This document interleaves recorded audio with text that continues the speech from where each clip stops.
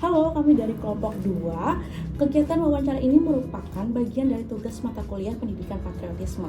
Melalui wawancara ini, kami ingin menggali informasi mengenai peran Dinas Perindustrian dan Tenaga Kerja atau Disperinaker Kota Surabaya dalam mendorong penerapan prinsip industri hijau serta kebijakan dan program yang telah dijalankan untuk mendukung praktik industri yang ramah lingkungan.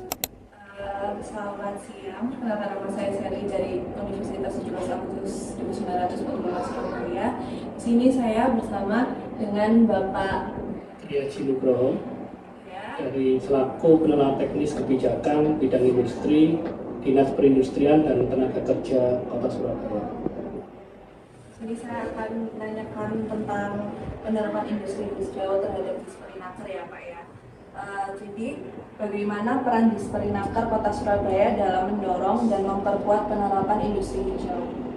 Oke, mungkin saya menjawabnya seperti ini. Jadi Dinas Perindustrian dan Tenaga Kerja Kota Surabaya itu merupakan dinas yang diberi tanggung jawab oleh pemerintah kota terkait dengan perindustrian yang ada di Kota Surabaya.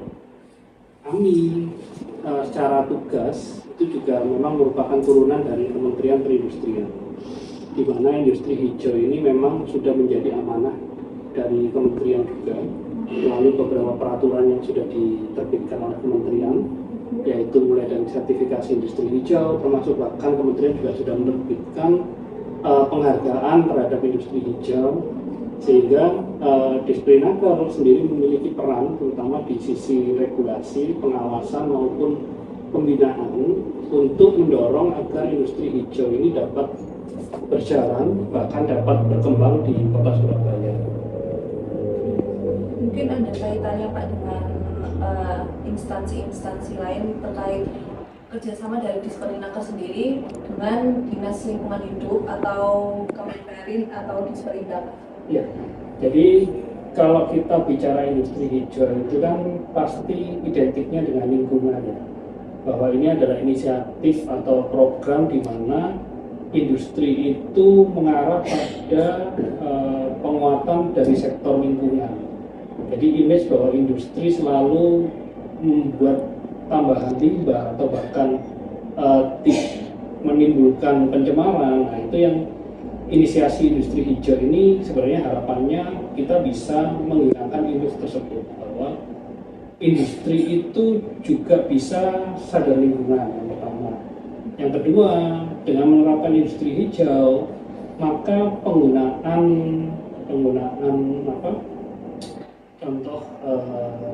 penggunaan bahan bakar fosil itu bisa dikurangi, penggunaan tenaga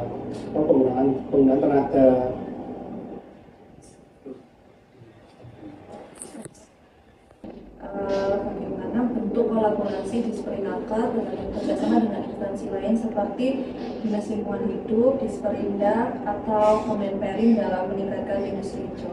Ya, jadi kembali bahwa industri hijau ini identiknya adalah memang terkait dengan lingkungan, di mana inisiasinya itu harapannya industri yang selama ini terkesan bahwa pembangunan industri selalu menimbulkan pencemaran, penggunaan bahan bakar yang berlebihan, itu dengan adanya industri hijau hal tersebut dapat dikurangi.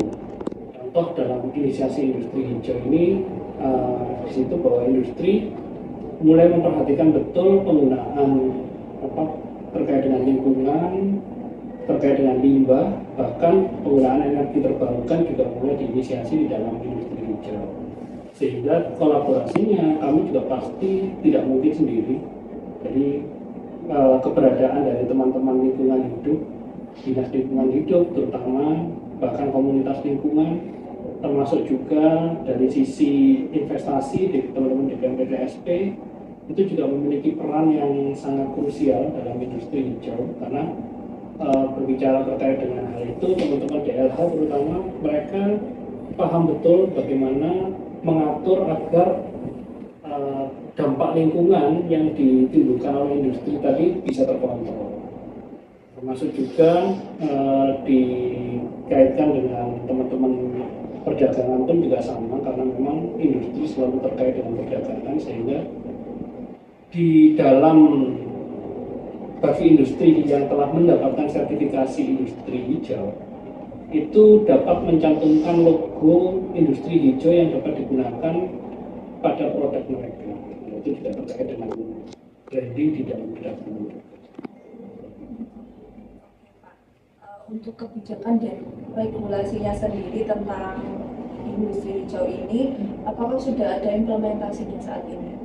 Ya, jadi kebijakan dan regulasi yang saat ini berjalan memang sudah dibuat oleh Kementerian Perindustrian. Jadi ada beberapa regulasi yang pertama tadi saya sebutkan yang mengatur terkait dengan sertifikasi industri hijau. Kemudian yang terakhir itu juga diterbitkan terkait dengan pemberian penghargaan bagi industri hijau. Itu telah dibuat oleh kementerian.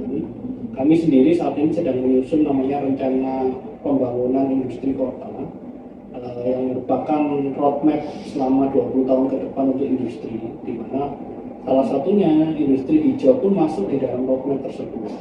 Sehingga harapannya nanti kami tetap bahwa komitmen kami di Kota Surabaya dari kami di Sprinaker bahwa pembangunan industri itu semakin banyak industri bukan berarti lingkungannya semakin buruk, tapi harapannya ya tadi bahwa dengan semakin banyak industri lingkungannya pun tetap terjaga. Nah, itu sudah kami masukkan juga dalam roadmap yang kami susun, yaitu FPIK untuk tahun 2025 sampai 2045. Terus bagaimana bentuk pelatihan, pendampingan atau dukungan teknis yang diberikan kepada pelaku industri terkait industri menerapkan praktik ramah lingkungan? Ya, jadi kami sendiri bekerja sama dari Kementerian Perindustrian ya, lebih tepatnya mereka sering juga mengundang kami, baik itu dari Disperinaker maupun dari pelaku usaha langsung untuk mengikuti pelatihan-pelatihan terkait dengan industri hijau.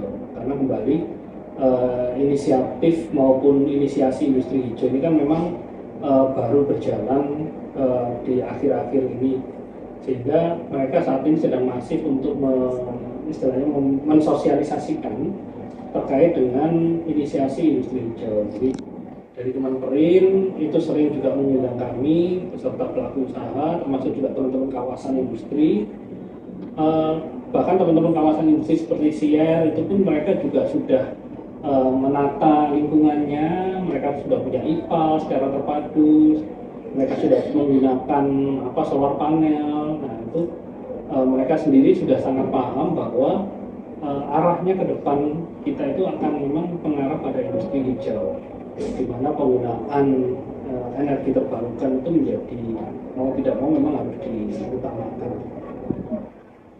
Seperti yang tadi Bapak bilang tentang sosialisasi itu ya Pak, ke pelaku industrinya. Terus untuk program apa aja yang biasanya disosialisasikan atau disosialisasikan ke pelaku industrinya Pak? Iya. Contohnya seperti apa? Jadi yang pertama memang lebih kepada pengertian dari industri hijau itu seperti apa. Jadi Surabaya ini kan memang kebetulan industri kami itu industri yang kebanyakan eksis. Jadi berbeda dengan daerah lain yang baru membangun kawasan industri, kami di Surabaya sudah punya kawasan industri sejak tahun 70-an. Sehingga industri kami itu industri yang sudah jadi. Nah, proses itu akan jauh lebih sulit dibandingkan dengan kawasan industri baru, di mana mereka didesain untuk langsung arahnya kepada industri hijau. Sedangkan di Surabaya kami harus lebih banyak mempersuasi juga ya kepada teman-teman pelaku usaha, karena perubahan seperti ini itu kan juga berdampak kepada mereka. Mereka harus memunculkan investasi baru untuk kemudian contoh memasang nih solar panel, contoh mereka memasang IPAL dan segala macam. Nah, itu kan butuh investasi yang dikeluarkan oleh pelaku usaha sendiri. Nah, di situ kami di dalam sosialisasi mau tidak mau harus menjelaskan secara fungsi dari industri hijau ini apa sih, kenapa harus begini, kenapa banyak ke sana, ya termasuk juga regulasi-regulasi yang diatur yang saat ini berjalan terkait dengan lingkungan, contoh bagaimana mengelola limbah B3 dan segala macam. Nah itu salah satu yang berjalan itu adalah memang kita masih menyampaikan pada pelaku usaha bahwa ini penting untuk ke depan. Kemudian memang mau tidak mau arahnya harus seperti ini karena energi yang tidak terbarukan juga semakin lama semakin habis. Sehingga mereka harapannya ke depan bisa beralih ke energi terbarukan.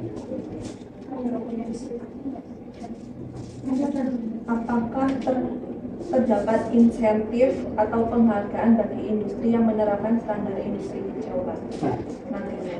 Oke, jadi kalau terkait dengan insentif, setahu saya dari kementerian memang menyelenggarakan adanya pemberian penghargaan bagi industri hijau. Jadi sementara ini memang yang melaksanakan tersebut masih teman-teman kementerian, tapi tidak menutup kemungkinan ke depan mungkin kita juga ingin memberikan apresiasi kepada teman-teman pelaku usaha yang memang sudah mengarah ke industri hijau. Karena bagaimanapun kami ya dari teman-teman Disperinaker juga berharap pembangunan industri itu juga yang pasti memberikan dampak positif juga kepada lingkungan, baik itu lingkungan hidupnya maupun ke SDM juga.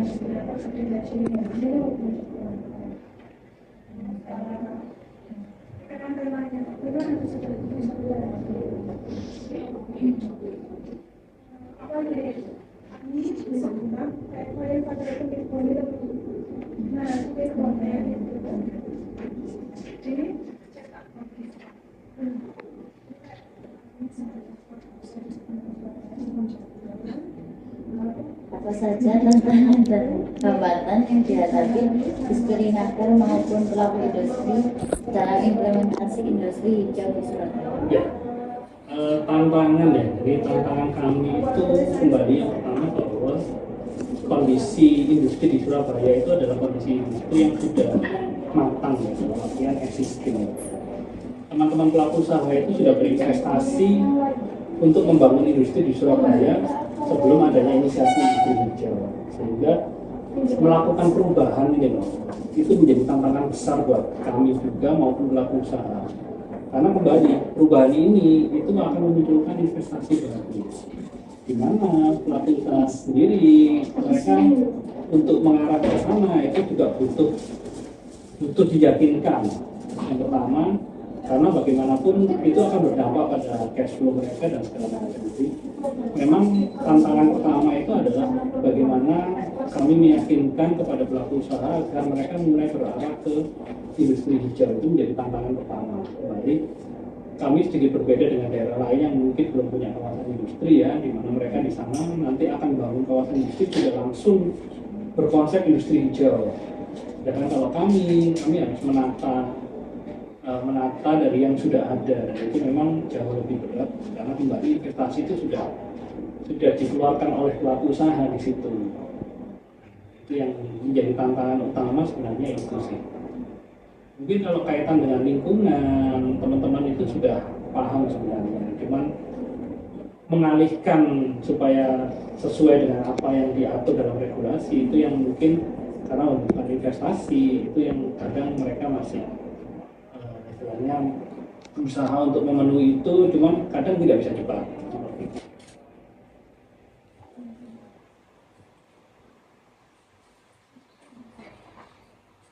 Terus bagaimana mekanisme monitoring dan evaluasi yang dilakukan Disperinaker terhadap program dan industri yang terlibat? Ya. Oke, jadi kami di Disperinaker ini di bidang industri terutama ya, itu terbagi menjadi dua tim, yaitu tim pembinaan dan tim pengawasan. Jadi terkait dengan monitoring, memang di tim pengawasan kami melakukan istilahnya pengawasan secara langsung atau inspeksi ke perusahaan-perusahaan di seluruh kota Surabaya. Nah, pada saat inspeksi tersebut, kami juga bisa memotret kondisi yang ada di perusahaan masing-masing perusahaan tersebut, apakah mereka sudah menerapkan pengelolaan lingkungan yang baik belum, apakah mereka sudah punya terutama untuk perusahaan yang agak besar ya, itu mereka sudah punya dokumen lingkungan, rencana dokumen lingkungan belum, seperti UKL-UPL mereka sudah punya belum. Nah itu kami juga memantau di sana. Dan kembali untuk Disperinaker Kota ini kan kewenangan kami adalah industri kecil dan menengah ya. Jadi untuk yang besar itu merupakan kewenangan pemerintah provinsi. Nah di situ ya seperti tadi kami sampaikan, dari hasil pengawasan nanti kami akan melakukan pembinaan. terakhir ya Pak. Bagaimana Disperinaker memfasilitasi industri kecil, menengah, dan besar agar mampu menerapkan prinsip industri hijau secara berkelanjutan? Ya, jadi kami yang pertama memang ya adalah melakukan sosialisasi ya kepada pelaku-pelaku usaha untuk terkait dengan industri hijau, termasuk juga ketika memang ada undangan dari kementerian itu kami juga sampaikan ke pelaku usaha supaya mereka semakin memahami seperti apa sih industri hijau. Kemudian yang kedua, melalui tadi pengawasan kami mengecek nih mereka punya nggak sih dokumen lingkungan. Minimal dengan ada dokumen lingkungan mereka sudah mulai memperhatikan dampak lingkungan. Nah di situ kami akan melakukan pengecekan dari hasil pengawasan tersebut. Kemudian kalau memang belum punya maka akan dikomunikasikan ke dinas terkait untuk bisa lebih istilahnya memperhatikan perusahaan-perusahaan ini supaya mereka lebih terutama memiliki dokumen lingkungan dan bisa menerapkan pengelolaan lingkungan tersebut.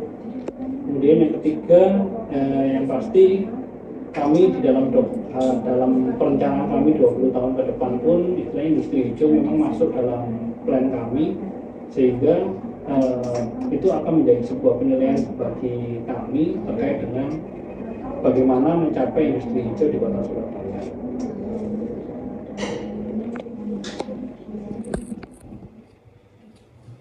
Ya, itu aja Pak pertanyaan dari Jadi jurusan apa? beda-beda Pak. Oh iya. Demikian rangkaian wawancara yang kami dapat sampaikan. Kami mengucapkan terima kasih yang sebesar-besarnya kepada pihak Dinas Perindustrian dan Tenaga Kerja yang telah memberikan waktu dan penjelasannya. Informasi yang disampaikan sangatlah bermanfaat dan menambah wawasan kami mengenai peran strategis pemerintah daerah dalam mendorong penerapan industri hijau serta menjaga keberlanjutan lingkungan di Kota Surabaya. Kami berharap hasil wawancara ini tidak hanya bermanfaat untuk kepentingan akademik, tetapi juga menjadi bahan refleksi bagi kami sebagai generasi muda untuk turut berkontribusi dalam pembangunan dan yang berwawasan lingkungan. Atas perhatiannya dan kerjasama yang telah diberikan, kami mengucapkan terima kasih.